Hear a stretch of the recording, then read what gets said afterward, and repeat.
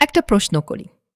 আপনি কি এখন পর্যন্ত হাজার হাজার ইংরেজি শব্দ মুখস্থ করেছেন, কিন্তু কথা বলার সময় মাথায় কিছুই আসে না? সমস্যাটা আপনার মুখস্থ শক্তিতে না। সমস্যা হলো মুখস্থ করা শব্দ মস্তিষ্কে বেশি দিন টেকে না। আজকে আমি আপনাকে একটা খেলা শেখাবো। মাত্র একটা শব্দ থেকে ১০ থেকে ১২টা নতুন শব্দ তৈরি করার খেলা। ভিডিওটা শেষ পর্যন্ত দেখুন, কারণ শেষে এমন একটা কৌশল আছে যেটা প্রয়োগ করলে শব্দ আর কখনো ভুলবেন না। আমরা সবাই ছোটবেলা থেকে একইভাবে শব্দ শিখেছি। একটা শব্দ, তার বাংলা অর্থ, তারপর বারবার লিখে মুখস্থ। কিন্তু কয়েকদিন পর সেই শব্দ আর মনে থাকে না। কারণটা সহজ। মস্তিষ্ক বিচ্ছিন্ন তথ্য বেশি দিন রাখে না। মস্তিষ্ক তখনই কোনো তথ্য ধরে রাখে যখন সেটার সাথে অন্য কিছুর সংযোগ থাকে। আজকের কৌশলে আমরা ঠিক সেই সংযোগটাই তৈরি করব। একটা শব্দের সাথে আরেকটা শব্দ জুড়ে জুড়ে পুরো একটা পরিবার তৈরি করে। এই পদ্ধতিটা বিশেষভাবে কাজ করবে যাদের ইংরেজি এখনও বেসিক পর্যায়ে, আর যারা মোটামুটি মিডিয়াম লেভেলে পৌঁছেছেন তাদের জন্য। চলুন শুরু করি খেলাটা। খেলার নিয়ম খুব সহজ। আমরা একটা ছোট শব্দ নেব, তারপর তার আগে বা পরে একটা করে অক্ষর বসিয়ে দেখব কতগুলো নতুন শব্দ তৈরি হয়। প্রতিটা নতুন শব্দের মধ্যে কিন্তু আসল শব্দটা লুকিয়ে থাকবে। তাই একটা শব্দ মনে রাখলে বাকিগুলো এমনিতেই মনে থেকে যাবে। চলুন প্রথম শব্দ দিয়ে শুরু করি। ধরুন শব্দটা হলো ইয়ার। বানান ই এ আর। এর মানে কান। এবার এই শব্দের সামনে একটা করে অক্ষর বসাই। সামনে বি বসালে হয় বেয়ার অথবা বিয়ার, মানে ভালুক অথবা সহ্য করা। সামনে ডি বসালে হয় ডিয়ার, মানে প্রিয়। সামনে এফ বসালে হয় ফিয়ার, মানে ভয়। সামনে জি বসালে হয় গিয়ার, মানে যন্ত্রাংশ। সামনে এইচ বসালে হয় হিয়ার, মানে শোনা। সামনে এন বসালে হয় নিয়ার, মানে কাছে। সামনে আর বসালে হয় রিয়ার, মানে পেছনের দিক। সামনে টি বসালে হয় টিয়ার অথবা টেয়ার। একটার মানে চোখের জল, আরেকটার মানে ছিঁড়ে ফেলা। সামনে ডাব্লিউ বসালে হয় ওয়ের, মানে পরিধান করা। আর সামনে ওয়াই বসালে হয় ইয়ার, মানে বছর।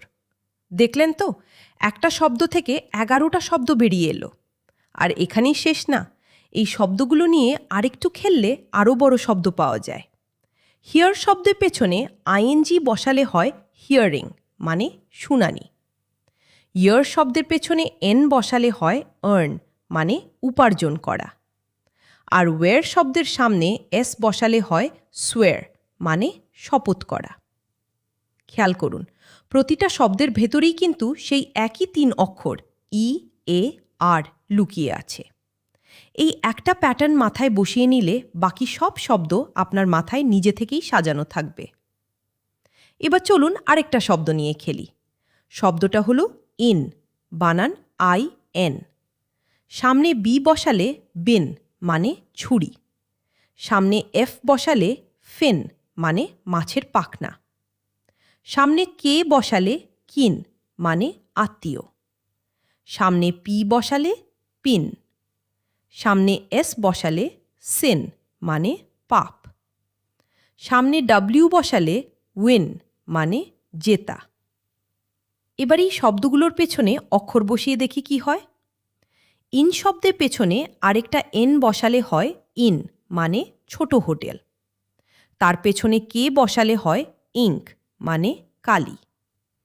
বিন শব্দের পেছনে ডি বসালে হয় বাইন্ড, মানে বাঁধা। ফিন শব্দের পেছনে ডি বসালে হয় ফাইন্ড, মানে খুঁজে পাওয়া। কিন শব্দের পেছনে ডি বসালে হয় কাইন্ড, মানে দয়ালু। সিন শব্দের পেছনে কে বসালে হয় সিঙ্ক, মানে ডুবে যাওয়া। আর জি বসালে হয় সিং, মানে গান গাওয়া। টিন শব্দের পেছনে টি বসালে হয় টিন্ট, মানে হালকা রং। আর মজার ব্যাপার হলো এই শব্দগুলোর সামনেও আবার নতুন অক্ষর বসানো যায়। কিন শব্দের সামনে এস বসালে হয় স্কিন মানে চামড়া। পিন শব্দের সামনে এস বসালে হয় স্পিন, ক্রিকেট খেলায় যেটা আপনারা সবাই চেনেন। এতক্ষণে হয়তো আপনি বুঝে গেছেন প্যাটার্নটা কি, কিন্তু থামবেন না, কারণ এরপরে শব্দগুলো থেকে যেসব শব্দ বের হবে সেগুলো আপনি প্রতিদিন কথা বলার সময় ব্যবহার করেন। শব্দটা হলো অ্যান। সামনে বি বসালে ব্যান মানে নিষিদ্ধ করা। সামনে সি বসালে ক্যান মানে পাড়া অথবা টিনের কৌটা। সামনে এফ বসালে ফ্যান। সামনে এম বসালে ম্যান। সামনে পি বসালে প্যান। সামনে টি বসালে ট্যান মানে রোদে পোড়া ত্বক। এবার পেছনে অক্ষর বসাই। অ্যানের পেছনে ডি বসালে হয় অ্যান্ড মানে এবং। তার সামনে এইচ বসালে হ্যান্ড মানে হাত। সামনে এস বসালে স্যান্ড মানে বালি। সামনে এল বসালে ল্যান্ড মানে ভূমি। ব্যানের পেছনে ডি বসালে ব্যান্ড। ক্যানের পেছনে টি বসালে ক্যান্ট মানে পারি না। অ্যানের পেছনে টি বসালে অ্যান্ট মানে পিঁপড়া। ম্যানের পেছনে ওয়াই বসালে মেনি মানে অনেক। প্যানের পেছনে টি বসালে প্যান্ট। ট্যানের পেছনে কে বসালে ট্যাঙ্ক।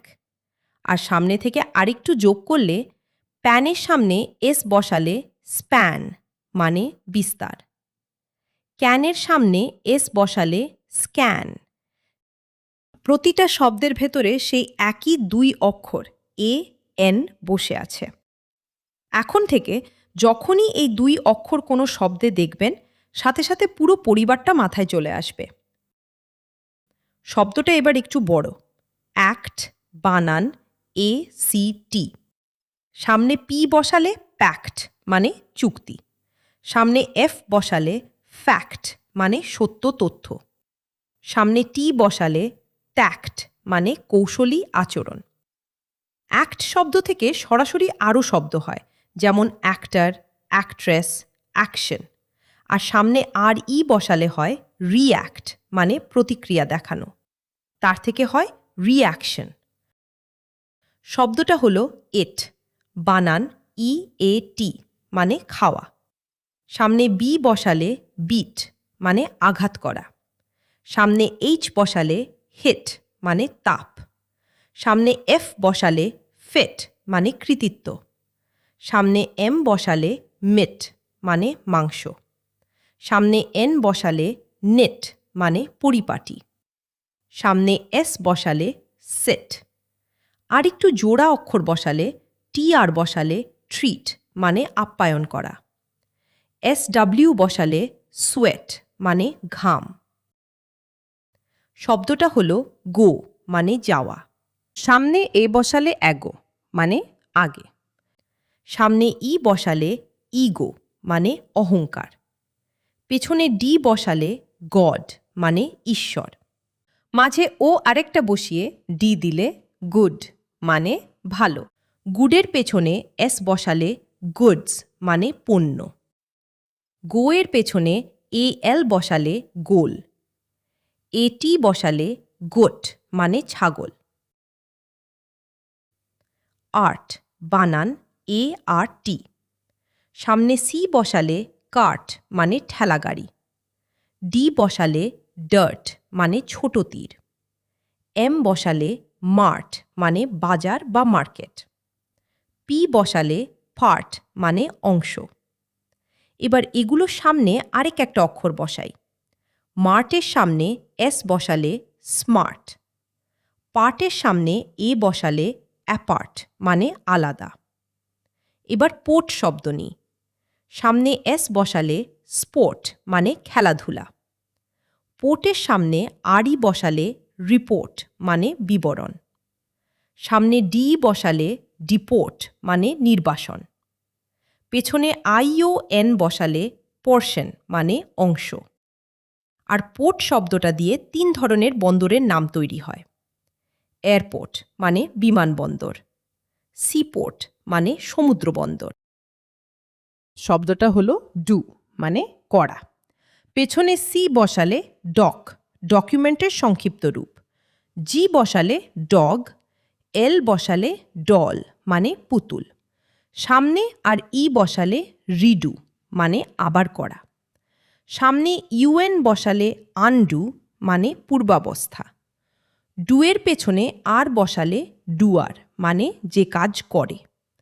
ডনের পেছনে অ্যাপস্ট্রফি টি বসালে ডোন্ট মানে না। এতক্ষণ যা করলাম সেটা হলো শব্দের প্যাটার্ন খুঁজে বের করা। এবার আসল কাজটা আপনার। একটা ছোট শব্দ বেছে নিন, কাগজে লিখুন। তারপর সামনে পেছনে অক্ষর বসিয়ে দেখুন কয়টা নতুন শব্দ তৈরি হয়।